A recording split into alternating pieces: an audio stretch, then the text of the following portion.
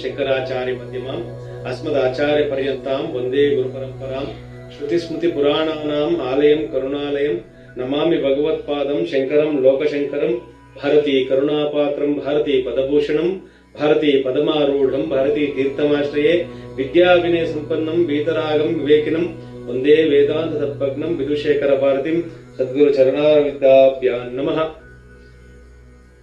ಆತ್ಮೀಯ ಎಲ್ಲ ಬಂಧುಗಳೇ, ನಾವೊಂದು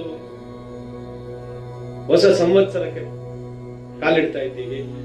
ಈ ಸಂದರ್ಭದಲ್ಲಿ ಈ ಪರಾಭವನಾಮ ಸಂವತ್ಸರದ ನೂತನ ಸಂವತ್ಸರದ ಶುಭಾಶಯಗಳನ್ನ ಎಲ್ಲರಿಗೂ ಕೋರ್ತಾ, ಹೊಸ ಸಂವತ್ಸರ ಬಂದಾಕ್ಷಣ ಮೊದಲಿಗೆ ನಮಗೆ ನೆನಪಾಗುವುದು ಸಂವತ್ಸರದ ಆಚರಣೆಯ ಜೊತೆಯಲ್ಲೇ ಒಂದು ವಾರದ ಬಳಿಕ ಬರುವಂತಹ ಶ್ರೀರಾಮನವಮಿ, ಮರ್ಯಾದಾ ಪುರುಷೋತ್ತಮ ಧರ್ಮವನ್ನ ಹೇಗೆ ಪಾಲನೆ ಮಾಡಬೇಕು ಅಂತ ಈ ಜಗತ್ತಿಗೆ ತೋರಿಸಿಕೊಟ್ಟಂತಹ ವಿಷ್ಣುವಿನ ಅವತಾರ ಶ್ರೀ ರಾಮನ ಅವತಾರ. ಇದೇ ಶ್ರೀರಾಮನವಮಿ ನಮಗೆ 27ನೇ ತಾರೀಕು ನಮ್ಮ ಮುಂದೆ ಬರ್ತಾ ಇದೆ.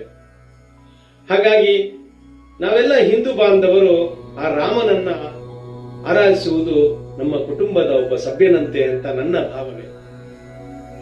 ಹೀಗೆ ಮಾತಾಡ್ತಾ ಇರ್ಬೇಕಾದ್ರೆ ನಮಗೆ ಒಂದು ಚಿಂತನೆ ಅನ್ನಿಸ್ತು, ಯಾಕೆ ರಾಮಾಯಣವನ್ನ ಸ್ಮರಿಸುವಂತಹ ಒಂದು ಪ್ರಯತ್ನವನ್ನ ಮಾಡಬಾರದು ಅಂತ.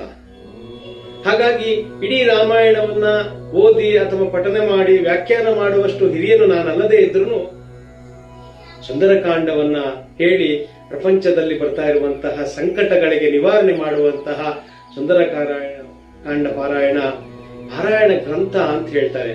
ಪಾರಾಯಣ ಮಾಡಿದ್ರೆ ಎಷ್ಟೋ ದಿನ ತಗೊಳುತ್ತೆ, ಶ್ಲೋಕಗಳು ಮತ್ತೊಂದು ಇವೆಲ್ಲ ಅನ್ನೋಕ್ಕಿನ್ನೂ ಸುಂದರಕಾಂಡವನ್ನ ಏನು ಸೂಕ್ಷ್ಮವಾಗಿ ಒಂದಿಷ್ಟು ಚರ್ಚೆ ಮಾಡಿದ್ರೆ ಅದರಲ್ಲಿರುವಂತಹ ಸೂಕ್ಷ್ಮತೆಯನ್ನು ಅರ್ಥ ಮಾಡಿಕೊಂಡ್ರೆ, ಮತ್ತೆ ವಾಲ್ಮೀಕಿ ಮಹರ್ಷಿಗಳು ಸುಂದರಕಾಂಡದ ಮೂಲಕ ನಮಗೆ ಏನ್ ಕೊಡ್ಲಿಕ್ಕೆ ಪ್ರಯತ್ನ ಪಡ್ತಾ ಇದ್ದಾರೆ, ಲಂಕೆ ಅಂದ್ರೆ ಏನು, ಅದರಲ್ಲಿರುವಂತಹ ಸೀತೆಯನ್ನ ಯಾಕೆ ರಕ್ಷಣೆ ಮಾಡಬೇಕು, ಅಥವಾ ರಾಮನ ಬಲಾಢ್ಯನಾದಂತಹ ಮಹಾವಿಷ್ಣುವಿನ ಅವತಾರವಂತ ರಾಮ ಹನುಮಂತನೇ ಕಲಿಸಬೇಕು, ಅದರಲ್ಲೂ ಸಾಗರವನ್ನು ದಾಟಿ ಯಾಕೆ ಹೋಗ್ಬೇಕು, ಹಾರಿ ಹೋಗ್ಬೇಕಾ, ಸಮುದ್ರಕ್ಕೆ ಮೊದಲೇ ಸೇತುವೆಯನ್ನು ಕಟ್ಟಿದ್ರೆ ಆಗ್ತಾ ಇರ್ಲಿಲ್ವಾ, ಹಾರಿ ಹೋಗಿ ನೋಡಿ ಬಂದು ಮತ್ತೆ ಅವನಿಗೆ ಸೇತುವೆ ಕಟ್ಟಿ ಅಲ್ಲಿಗೆ ಹೋಗುವಂತ ಅವಶ್ಯಕತೆ ಇತ್ತ?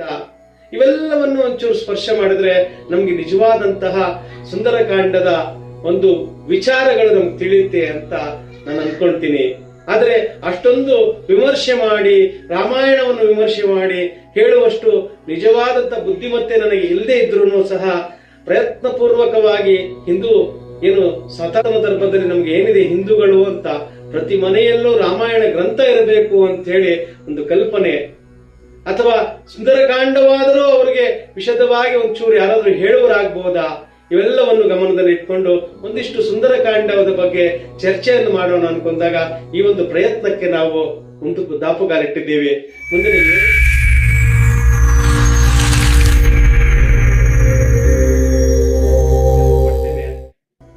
ಸುಂದರಕಾಂಡ ಒಂದು ವಿಶೇಷವಾದಂತಹ ರಾಮಾಯಣದ ಒಂದು ಕಾಲಘಟ್ಟ.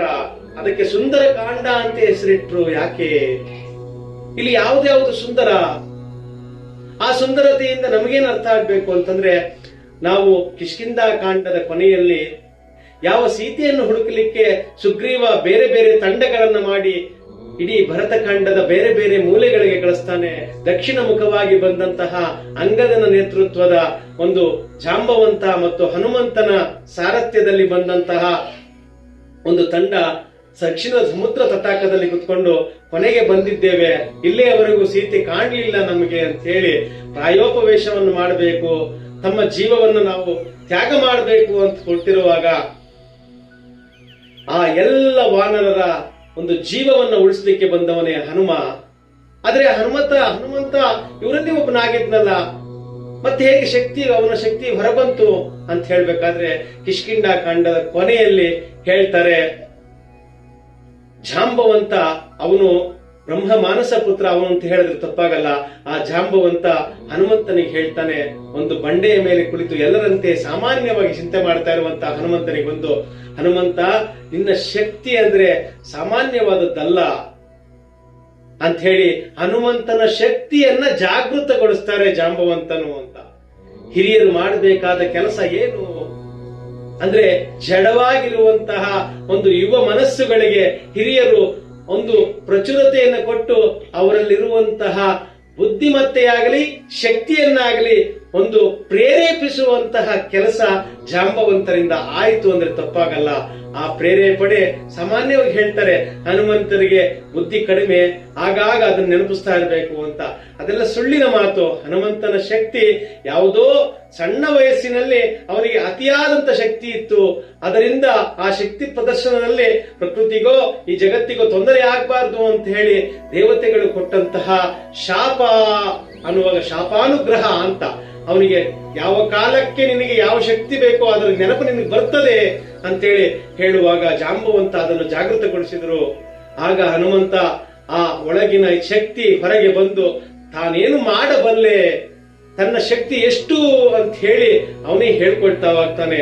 ಹಾಗಾಗಿ ಈ ಒಂದು ಹನುಮಂತ ಎದ್ದು ನಿಂತು ಪ್ರಸವಳ ಪರ್ವತ ಮೇಲೆ ಹೋಗುವಂತಹ ಮೊದಲನೆಯ ಒಂದು ಚಿತ್ರಣವೇ ಸುಂದರಕಾಂಡದ ಆರಂಭ.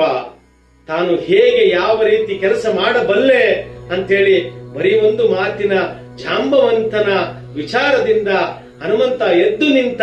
ಹಾಗಾಗಿ ನಾವೆಲ್ಲ ಹಿಂದೂಗಳು ಎದ್ದು ನಿಲ್ಲಬೇಕಾಗಿದೆ, ನಮ್ಮಲ್ಲಿರುವಂತಹ ಶಕ್ತಿಯನ್ನ ಜಾಗೃತಿಗೊಳಿಸಬೇಕಾಗಿದೆ ಅಂತ ಹೇಳ್ತಾ ಪ್ರತಿ ಮನೆಯಲ್ಲೂ ರಾಮಾಯಣದ ಪಾರಾಯಣ ಆಗ್ಲಿ, ಪ್ರತಿ ಮನೆಯಲ್ಲೂ ರಾಮಾಯಣದ ಒಂದು ಪುಸ್ತಕವನ್ನಾದರೂ ಇಟ್ಟುಕೊಳ್ಳುವಂತ ಪ್ರಯತ್ನ ಮಾಡೋಣ ಅಂತ ಹೇಳ್ತಾ ಇವತ್ತಿನ ಈ ಒಂದು ಸಣ್ಣ ವಿಡಿಯೋಗೆ ನಾವು ಅಂತ್ಯವನ್ನು ಹೇಳೋಣ. ರಾಮಾಯ ರಾಮಭದ್ರಾಯ ರಾಮಚಂದ್ರಾಯ ವೇದಸೆ ರಘುನಾಥಾಯ ನಾಥಾಯ ಸೀತಾಯ ಪತಯೇ ನಮಃ. ಮನೋಜವಂ ಮಾರುತ ತುಲ್ಯ ವೇಗಂ ಜಿತೇಂದ್ರಿಯಂ ಬುದ್ಧಿಮತಾಂ ವಾತಾತ್ಮಜಂ ವಾನರಯೂತ ಮುಖ್ಯಂ ಶ್ರೀರಾಮದೂತಂ ಶರಣಂ ಪ್ರಪದ್ಯೆ. ಎಲ್ಲರಿಗೂ ಒಳ್ಳೆಯದಾಗ್ಲಿ. ನಮಸ್ಕಾರ.